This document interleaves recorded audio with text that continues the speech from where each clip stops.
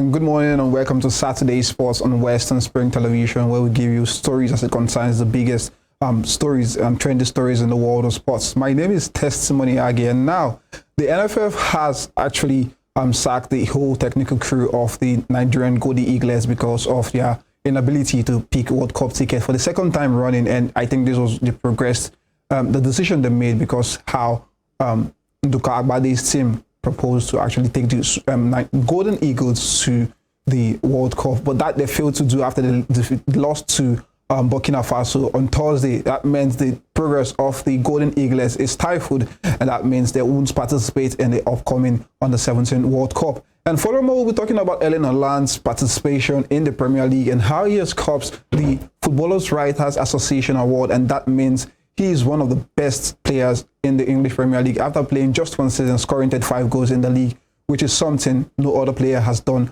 for recent games. Then we'll go over to tennis. As Alcaraz say, his biggest test yet is Djokovic, but then he doesn't fear Djokovic, but his biggest competition is himself. I'm not going to do this alone. I have Jeffrey in the studio. Together we'll be analyzing all of this. Jeffrey, what disappointments we had. And if you look at it under 17, we're hopeful that it can actually get the World Cup ticket in Constantine, Algeria, but then that didn't happen because they failed to actually win in that one. True. Very disappointing for us because it has stifled the progress of these players because they'll have to look for another window to try to showcase themselves to the world.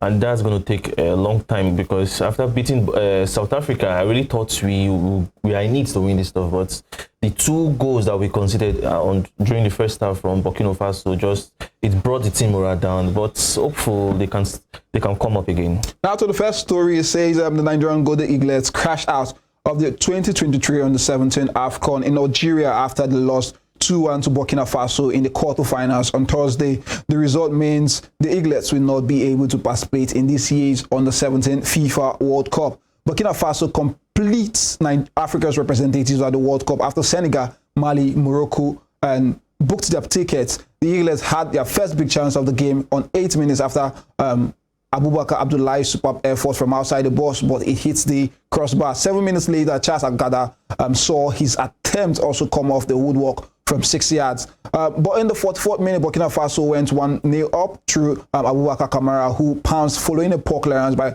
Tochukwu Uboji. The Eaglets came out fired up for the second half, but could not break down a resolute Burkina Faso side. In the 56 minutes, they doubled their lead as Kamara converted from the spot, a penalty spot. Abubakar then put a goal back for the Eaglets in the 68 minutes, which turned out to be a consolation strike as Burkina Babes held to seal their qualification. And if you look at how this thing has panned out and you look at what is happening in Senegal, the Senegal national team and the hierarchy of their age grade football, you can see that they are doing fantastically well. Just recently, the best losers from the Nigerian group, which was the South African side, they actually lost 5-0 to the Senegalese side. And that was a trash and a thumping. This is not just like a competition. It looked like the game was just one-sided because Senegal had the upper hand in that one, 5-0. But if you come down to Nigeria, we seem to be having this problem because we hear from the Super Eagles, the NFF camp, that man, Duka Agbade, has been sacked because the progress of the team was tied to his contract was tied to the progress of the team. Yeah, it happens not only for this one, because I've seen situations like that whereby if your team misses out on the group stage or the competition, then the coach gets sacked because it's part of the contract and stuff like that happened. I don't really blame him that much. I think the team after our team conceded that 2 goals, I think the team lost focus even after Abubakar scored 1 goal. And still yet, we tried our best, but we could not break the defense of the Burkina Faso side. Well, when we played the South African side, there were talks about Nigerian dominating proceedings and all that. But if you look at the Burkina Faso side and the Nigerian side, par to par and comparatively, you will see that the Burkina Faso side are not that technically gifted as the Super Eagles. Because these boys have stayed in camp, the Golden Eaglets rather. The Golden Eaglets have stayed in camp for a long time and they've trained together. Their first game in the competition, which they actually won by a goal to nil. They lost the second game in the group stages. And the third game, they actually triumphed the South African side 3-2. So we thought that maybe they are back to their best and they can actually go all the way to grab that ticket for the World Cup. But unfortunately, because in this age grade football, they don't play the round of 16. They go straight to the quarterfinals, and that gives you an upper hand to want to qualify for the Under-17 World Cup later this year. But they failed to do that. Is it a problem of not being able to score goal or just poor tactics by the technical manager, Nduka Abadi? Okay, I won't say it's not them being able to score goal, because early in the first half, you can see the Nigeria, the attempts, just the woodwork and stuff like that. It's frustrating. You trying to score a goal, but it keeps meeting the bar and stuff like that. So I won't say them not being able to score a goal is the issue, and I won't even still blame the coach's side of, because it's not actually his fault. Like after, like if you really watch that game, Nigeria played their best. Nigeria played their best. They tried. They were rolling over Burkina Faso, but unfortunately, we messed up. So it's down to them not taking their chances. Yeah. So now the biggest question is, because this is the stage that like exposes these boys to like the biggest stage in football. You see the likes of Mikel Obi, the likes of Victor Osimhen, who is doing very well for Napoli and just won them the Scudetto. These people came from these ranks. And these ranks mean that they were exposed after winning or qualifying via the AFCON to the World Cup. They actually went ahead to actually perform very well and secure very big contracts with European clubs. But what do you think is the fate of these players nowadays? Because Nigerian were 5-time winner of the AFCON. Like I think they are the highest winners of the under 17 World Cup. But then they are out of the competition, the AFCON. That means they won't participate in another round of the AFCON. That means the progress of these boys are stifled. So what do you think would be the fate of these boys? Because most of them are just academy players who are looking for a big stage to expose themselves. But unfortunately, they're out of the competition because they actually fell to the defeat to Burkina Faso. Okay, the fate, it varies, because though they've played 3 games in the competition so far, and at least they've seen how good some players are. I think from there they can easily get contracts from different clubs outside our Nigeria, or still they can play for our professional league still if they are called to play, or if they want to sign in of them. But I think them still falling out of the competition is still a big blow for most of them who are supposed to be seen worldwide. But most of them who have had their exposure, hopes of going out to, outside the Europe, Netherlands and stuff like that. But I feel most players that played for the competition are still seen, so they can easily get contract from different. So they can easily get a contract from them. We'll move on to the under-20 Flying Eagles, where they are actually lined up friendlies for them to actually prepare for the upcoming World Cup later this year. Say the Nigeria under-20 team Flying Eagles had to play a friendly game against Argentine club Amarante Brown and Colombia's under-20 side.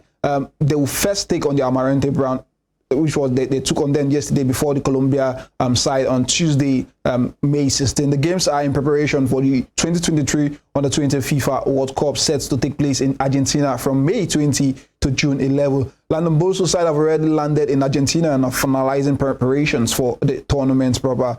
After the 2 friendlies, the Flying Eagles will head to Mendoza, where their group games will take place in Argentina, where the Flying Eagles have been placed in Group D alongside Italy, Brazil, and Dominican Republic.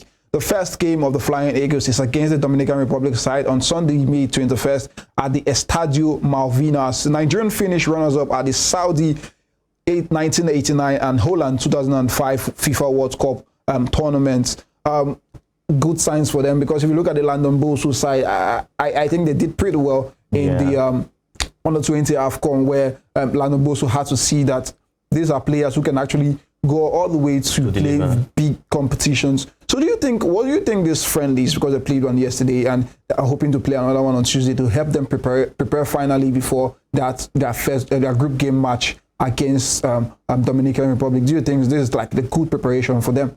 Yeah, sure. Friendlies is more like training, but you're training with a different team, and it's going to boost your morale. Know how you and your team function properly well, because the game against the Argentina second division was something sweet, because they played well, very, very well. They understood where each of them are supposed to go, and they did very well. And I think these friendlies is something that will help them for the upcoming game they have with Dominican Republic. Yeah, if we revert to the under-20 AFCON, which was widely watched by a lot of people and African journalists and all that, there was something being complained about. It's about their inability to score goals and not being ruthless in front of goal. And I think that cost them their place, because they actually lost 4-0 to the Gambia, which is not something we should be happy about. Yeah. But they're looking to bounce out of that disappointment, because they grabbed the under-20 World Cup ticket, which was something they said they had two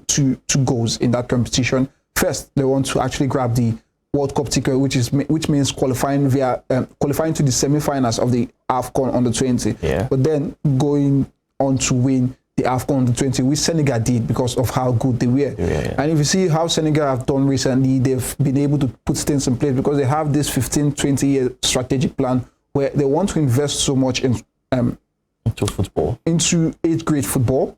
Try to see that these players get proper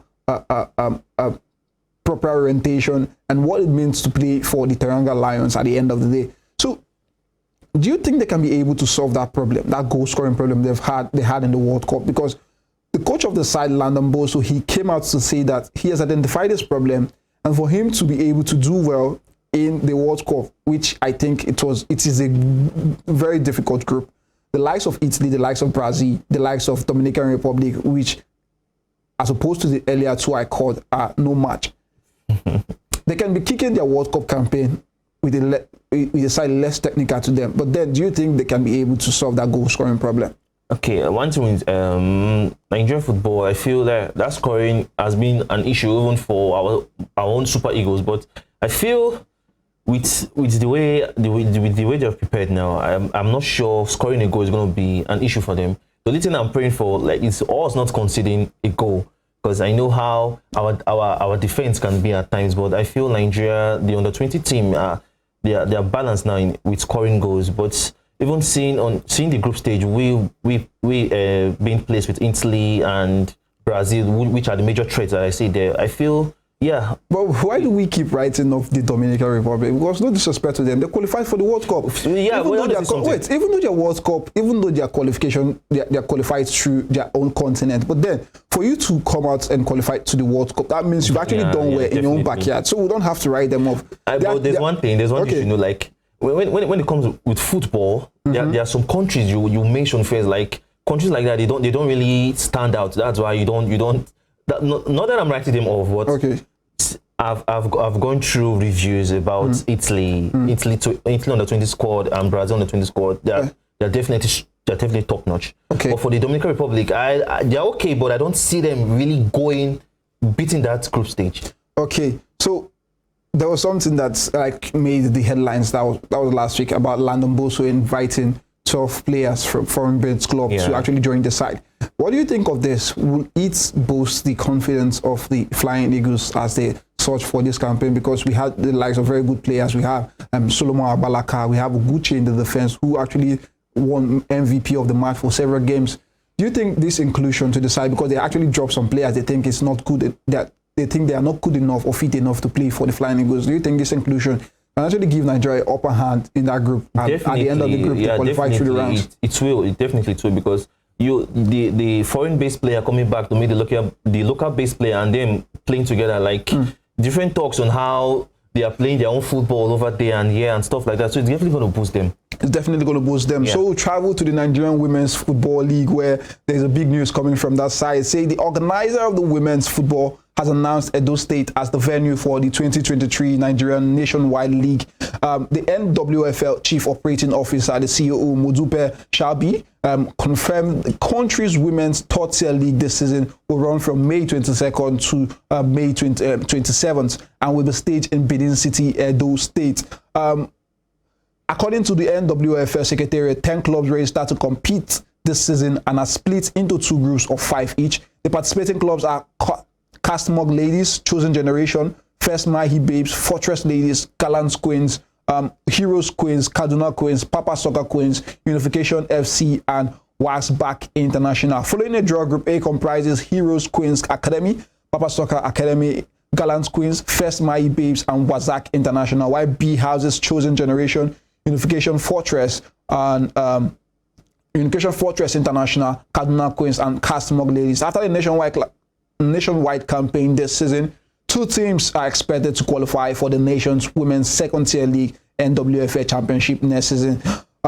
This is like giving an opportunity to clubs, because if you look at those names, you find very familiar names. I think it's good because they are converging. I think it's a 5-day competition, 22nd of May to the 27th of May. Do you think it's a good thing for the Women's League trying to make it more competitive? It's a very good thing. Like, I feel like our country now, we're even going deep into sport and showcasing the talents of our youth, of our young one, and I feel it's a good thing for the female football league, for them to be seen more, and even for more people to want to train and participate in that competition. It's a very good thing for them. It's a very good thing for them. Yeah. So we'll see how that one pans out. Whosoever qualifies, help to we actually go to the second tier of the Nigerian Women Football League. So we'll move over to the Nigerian Premier Football League, where there is a big story as it concerns how clubs have reacted to the rescheduled fixture and playoffs of the remainder of the season. Say affected clubs in Group A of the abridged 2022-2023 Nigerian Professional Football League has expressed displeasure over the proposed date for the Super 6 playoffs by the interim management committee of the league. In a letter sent to the clubs, which was obtained by the launch, they say the IMC proposed Tuesday, May 23rd, to Saturday, June 3rd for the Super 6 playoff, while the regular season in Group B will end on Sunday, May 21st. According to the IMC, the need to accommodate the outstanding fixtures of Rivers United necessitated this shift in schedule, while match day 18 will be completed in Group A on May 14 as scheduled. The proposed schedule leaves potential top 3 teams of the playoffs in Group B with just 2 days to make the trip to Lagos, venue of the Super 6. How can a club play a match away from home and you're asking the club to report after 2 days for the other crucial games like the playoffs? Lobby Stars chairman Dominic Lofa queried. Latest reporting time will be Thursday for Saturday or Sunday to kick off. May take on the matter, he added. Another club official in the mix who spoke on the condition of anonymity suggested that the halt in match day 18 games will till May 21st should have affected both games. He said, my honest take on this is that all the last week matches for the 2 groups should be suspended till all outstanding matches have been concluded. Do you think he has a point there? Because if you look at his logistics, and most of those clubs cannot afford flight tickets and all that. Most of them travel on road. So do you think they have a point? Because if you look at the congested fixtures, Rivers United have 2 games they have to play before the final games of the season, because the final games of the season have to play at the same time so that they will know who qualifies for the Super 6. Yeah. So far, just 2 clubs have qualified, the Bender Insurance and Lowry Stars from Group B, Bender Insurance of Group A. Both of them are table toppers. But do you think the IMC and the clubs who have actually complained about this have a point? Because if you look at the time, it's really short for them to actually play a game and travel within 2 days. Okay, this whole stuff is really technical. The IIC, they have a point, because the reason why they're doing stuff like this just to meet deadline before the end of end of the season. But for the clubs complaining, I also feel they have their own point still, because it's not going to be easy playing away game, traveling back to back, and most teams don't have that financial support. And even the Lobby Stars head coach complained. Even Wiki Torres still, like, the complaint about Wiki Torres was that the Rivers United are supposed to play Shooting Stars before playing them, but now the rescheduled by the IMC says that Wiki Torres will be played first before Shooting Stars. Then Wiki Torres their management were like saying that they should please look into it, that Shooting Stars should be played first. They should follow the fixtures that has been set before these changes now. But I feel IMC have the power to make changes in case to favor to balance the whole team. But I think the Wiki Torres head coach, they are not really happy, because I think this has been a recurring issue about how clubs have complained about their fixtures being jam-packed. But this is owing to the fact that most of them do not play in continents like Rivers United. The reason they have this backlog of games is because they participated in the CAF Confederation Cup, which they actually were ousted by Young Africans of Tanzania. That's what caused most of these issues. Yes. Yeah. So, but then the IMC is trying to make these things, because we have to follow the FIFA calendar. That's why the league was abridged at first. Follow the FIFA calendar so that they will be able to actually play in continental games like the CAF Champions League and the CAF Confederation Cup. But these things keep happening. This is why the calendar and the people, the administrators of the calendar, do not actually get these things right, and they try to not see that these things could happen at the end of the day. Okay, the IMC, I feel the IMC, to me, they're really doing their best, because if they don't do this thing that is on ground now, it's going to affect our own football league here, because they need to balance the calendar before the end of season. But the complaint from the clubs is something to listen, because I think the last game of season should be played on one day. But the way it's going is as if they'll play some before they'll play some. And IMC, they're giving their reasons for that, but most clubs don't want to take it. But I feel the IMC, they are doing their best. So all the clubs should just try and comply. So now let's look at the table of the Nigerian Premier Football League with just one fixture remaining for most of the team. Bender Insurance sits first and with 17 matches played, and you're supposed to know that it's 18 Unbeaten games streak. unbeaten streak, and they have just one game to complete the season without actually losing any game before they go to the next. That will be a record they will set, because I don't think the last team to have kept more unbeaten record are Aqua United, and just ended at 15. But then Bender Insurance sits first, 17 games played. They've won 8, they've drawn 9, they've lost none. And they sit first with 33 points, followed by Eimba, 17 games played, 9 won, and 4 drawn, 4 lost. And the Remo Stars sits 17, 8 wins from the 17 games, 6 draws, and 3 losses. And if you look at how dicey this thing is, Eimba are second, and they could miss out the championship round. Remo Stars are third with 30 points, just one shy of Eimba, and they could miss out the championship round. Aqua United are fourth. If they win their game, they will be on 32 points, and they can finish second. Plateau United are out of the race, because if you look at them, they are 25 points. If they get 3 points, they are 28 points better. So the battle is between who would actually miss the spots between Eimba, Remo Stars, and Aqua United. All of them they are all separated by just 2 points, because Eimba sits at second with 31 points. Remo Stars at third with 30 points, and Aqua United fourth with 29 points. And they have a game in hand. That is going to be very, very tough for them, because I watched Aqua United last match. They won 2-0. Fantastic free kick. The second goal was awesome. I don't think Aqua United want to lose. I don't think they would want to lose their next game. Same like with Eimba and Remo Star. So it's going to be a tough match for them. So we're just hoping for a good outcome from the matches, but I know it's not going to be easy for them though. So let's go over to Group B, which is, I think, it's trickier than Group A. We have Lobby Stars, 17 games played, they've won 9, drawn 3, lost 5. They sit on first with 30 points. You have Rivers United. They've played 3 games less. Okay, not 3 games left. They've played 2 games left, because they all have a game in hand. Rivers United sits second, even though they've played 2 games less, and they've won 7, they've drawn 6, they've lost 2. They have 27 points. Doma United, which I think they've been fantastic in the second round of the Abridged League, they sit in third.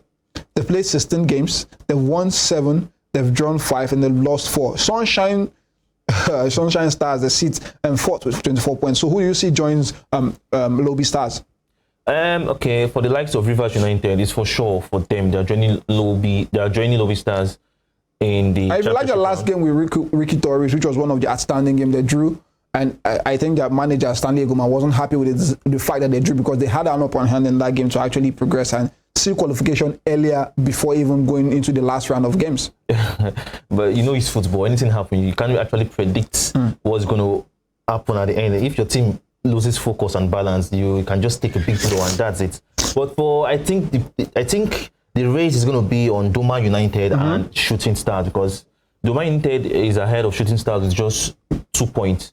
So if they mess up, I think Shooting Stars are going to use the opportunity to qualify for the championship round.